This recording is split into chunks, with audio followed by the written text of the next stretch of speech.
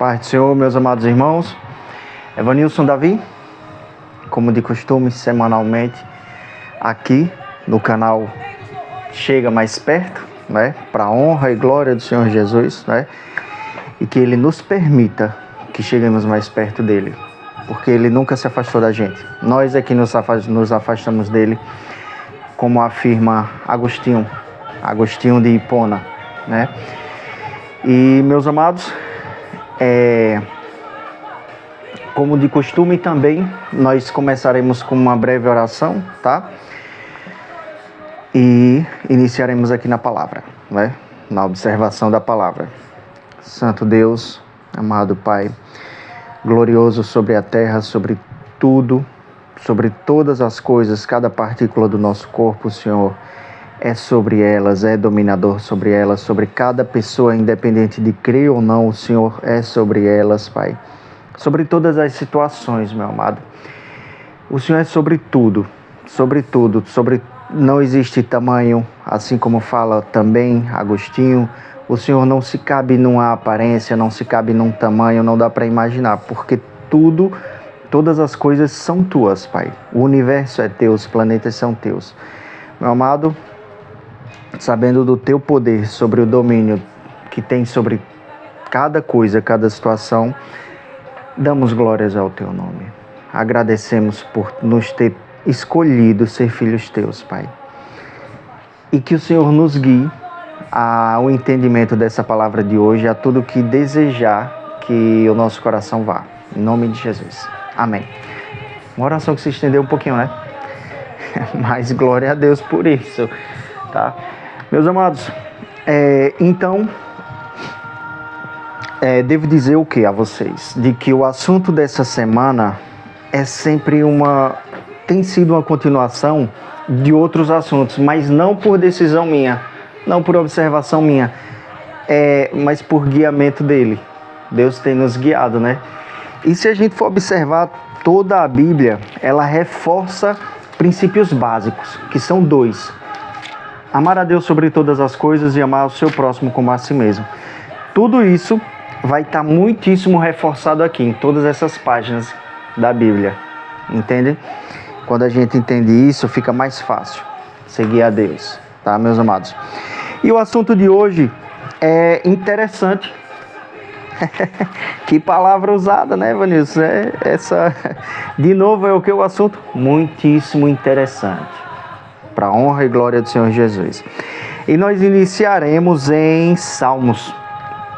Salmos 103, versículo 18 e 19, que está escrito da seguinte forma, meus amados. Para aqueles que guardam o seu pacto e para aqueles que se lembram dos seus mandamentos para os cumprir, o Senhor tem preparado o seu trono nos céus e o seu reino governa sobre tudo. Meus irmãos, como Deus nos diz sempre, né? Ele é sobre todas as coisas. Vanilson, o que significa isso? Olha, é uma palavra que pode parecer difícil para alguns, mas que é necessária. Significa que tudo é dele, meu amado. Tudo aquilo que está em nossas vidas, que passamos, é dele.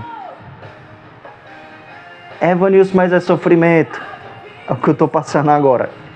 É dele. Ele tem um propósito com isso. Como vimos no vídeo passado também, a gente falou muito sobre isso. Ele tem um propósito nisso. Quanto maior a aprovação que você passa, maior será o seu galardão. Quanto maior a dificuldade que você tem, maior será a sua recompensa. Ao que vencer, ao que ganhar disso que não foi entregue, né? Dê exemplos. Claro, a gente acabou de ler um Salmos, perdão pela mexida aqui. A gente acabou de ler um Salmos, Salmo 103, de quem? De Davi. Quem é um dos homens na Bíblia que teve mais aflições do que Davi? Davi, nós podemos citar. Ele foi aflituoso porque nós sabemos que foi, né? As histórias dele, todos os salmos dele contam isso, provam isso na Bíblia. No entanto, grandes vitórias teve esse homem. juventude, matou o leão, matou o urso, derrotou Golias, jovem ainda, não era nem adulto, derrotou o gigante que afrontava um reino inteiro, que era o reino de Israel, né? Teve grandíssimas vitórias, confiando em Deus, na palavra de Deus. No entanto, para se ter grandes vitórias, tem-se o quê? As aflições são grandes também. As aflições são pesadas, né? E aí, meus amados, durante as provações, que são de quem essas provações? Assim, são provações, são de Deus. É duro falar isso, mas são. Elas vêm de Deus, só que tem um grande propósito nisso também, entende? Durante a provação, há duas ações que nós podemos tomar, meus amados, né? Que passam pela nossa mente. Uma delas é desistir de tudo. Diz, olha, eu estou tentando te seguir, mas diante de uma provação dessa não dá certo. Não tem como, não consigo, não posso. Vou jogar tudo pro ar. E vou fazer confiando na minha capacidade. Na minha capacidade de inteligência, daquilo que eu entendo que pode resolver, da minha capacidade física, da minha capacidade financeira, seja lá qual for ela, né? É uma das coisas que a gente pensa em fazer, desistir de tudo. É uma das coisas que a gente faz, em muitas vezes, que somos, não somos mais, não me incluo mais, mas já fui desviado, né? A gente se desvia da igreja, diz, olha, não acredito que isso seja permissão de Deus, não tem como ser. E eu vou fazer agora do meu jeito, como eu entendo que seja bom. É quando a gente se desvia, ou nem se firma no caminho de Deus. Entendem isso? A gente desistiu da palavra, desistiu de seguir a Deus, e aí passamos a confiar na nossa própria capacidade. E aí o que acontece?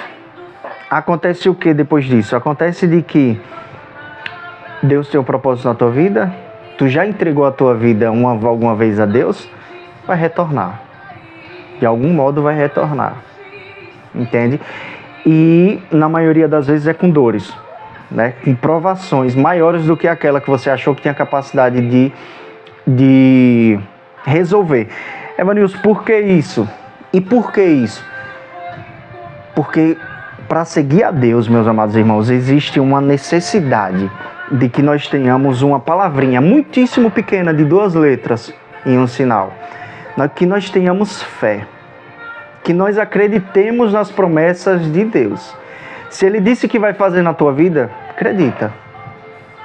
Se tu não acreditar, vai doer muito. Se tu acreditar, vai doer pouco, mas a recompensa vem também. Entendem isso? Tá ficando confuso? Não tá. Espero que não, mas vamos tentar resolver, né?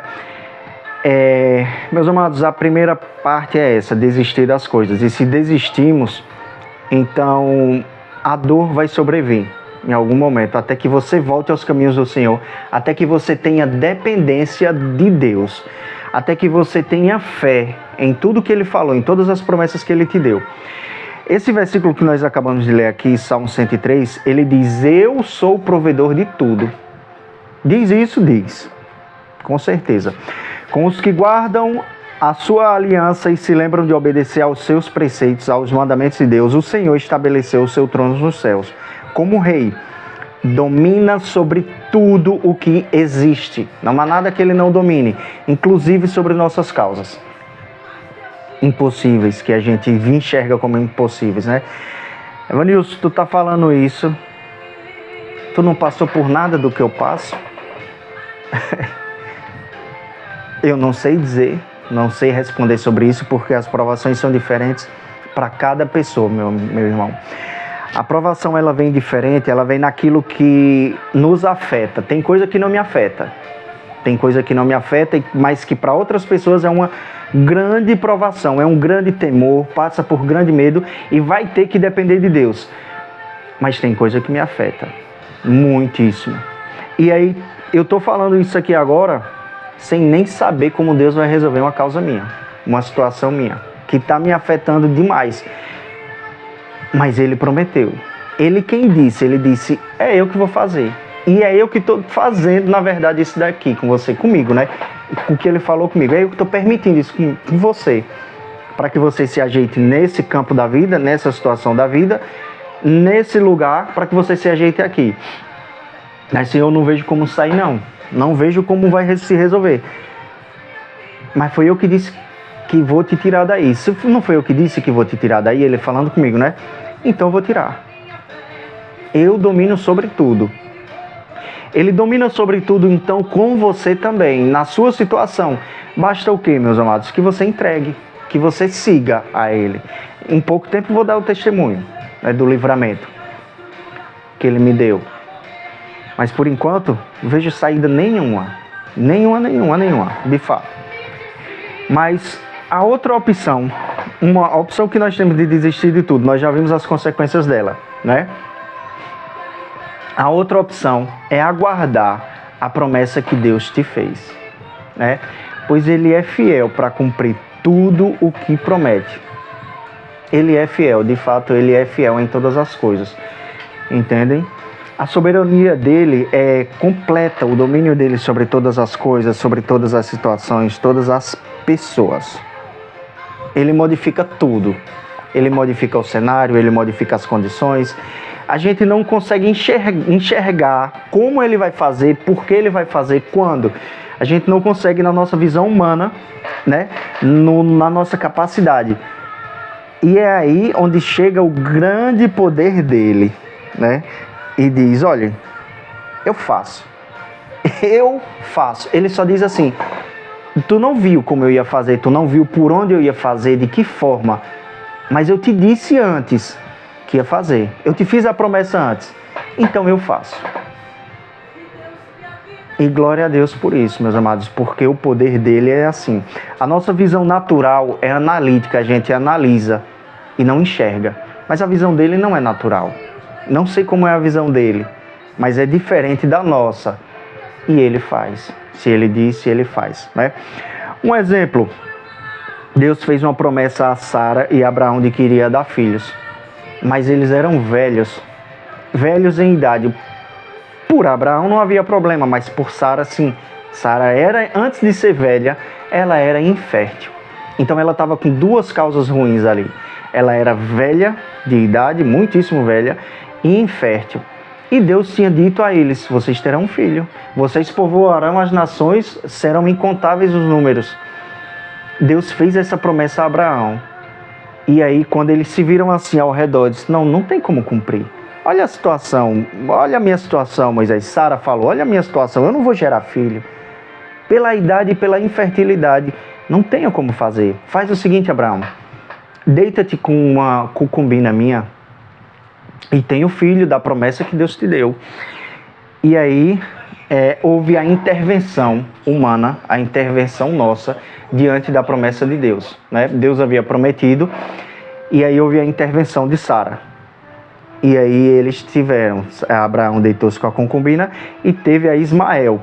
Ismael, para que você entenda, é o que os historiadores e a Bíblia dizem que é o patriarca daquele povo violentíssimo que luta contra Israel agora, daquele povo valente ali. A Turquia, aquela região ali, Turquia, esqueci o nome o Irã, mas aquele povo que é sanguinário, valente, a história afirma ser descendente de Ismael, o filho de Abraão. E aí, o que significa isso, Evanil? Significa que não era o filho da promessa. Significa que Deus não precisa da nossa ajuda.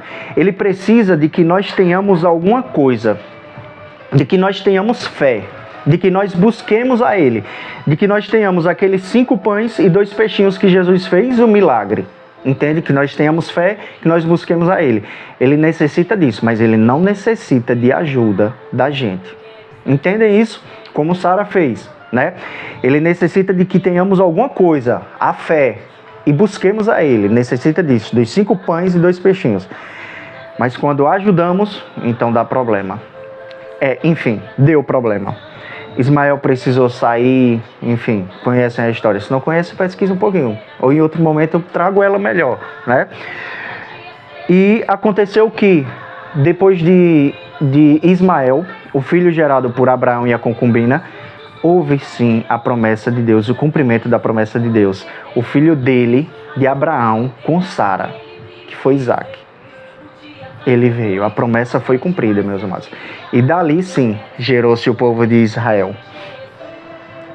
Os judeus, que espalharam-se pela terra toda, inclusive a maioria dos nordestinos, de nós, né? Eu sou nordestino, a maioria da gente aqui, descendente de judeu. Entendem isso como se multiplicou, como se cumpriu a promessa de Deus. Foi espalhado por todos os cantos do mundo, os judeus foram espalhados. Enfim, mostrando aqui que Deus cumpre a sua palavra, que Deus cumpre a sua promessa, meus irmãos, né? Que Ele não necessita da nossa ajuda, mas Ele necessita que tenhamos fé e o busquemos, tá? Então eu acredito, meus amados, que as coisas são essas. A mensagem de Deus para nós essa semana é essa, né? Deus se preocupa com os que guardam a sua aliança e nos sustém, mesmo que a gente não veja nada, nenhuma coisa facilitada ou à vista, Ele vai nos suster, né? Vanilson, tem mais algum versículo bíblico que sustente isso? Com certeza. Em Mateus, novamente Mateus aparecendo nos vídeos, né? Parece uma rotina ele aparecer, né? Graças a Deus. Mateus 6, 31, 33 vai estar escrito, deixa eu ver aqui. Portanto, não vos inquieteis, dizendo que comeremos, que beberemos ou com que vestiremos, porque os gentios é que procuram todas essas coisas. Pois o Pai Celestial sabe das tuas necessidades, de todas elas. Buscai em primeiro lugar o reino de Deus e a sua justiça, e todas as coisas lhe serão acrescentadas. Meus irmãos, assim como usamos o exemplo de Abraão e Sara, não se inquiete querendo fazer aquilo que Deus prometeu. Não se inquiete o vosso coração, tenha paz. Deus falou, Ele vai cumprir. Agora, busque o reino dEle. Tenha aquilo inicial para que o milagre seja feito. Tenha os 5 pães. Tenha os 2 peixinhos. Busque o reino de Deus. Ore. Jejue. Leia a Bíblia. Busque a Ele. E aí você vai ter o inicial para que Ele faça o milagre. Tá, meus amados? Que o Senhor firme os nossos pés no seu caminho. Né? Que o Senhor nos guie diante de tudo que Ele deseja com essa palavra, tá? Para os nossos corações, e que Ele fale conosco sempre, sempre, sempre. Que Ele mantenha essa misericórdia. Converse conosco, nos fale e que nós busquemos a Ele. Meus irmãos, a palavra dessa semana, a reflexão dessa semana é essa, né? E que o Senhor nos abençoe sempre e grandiosamente.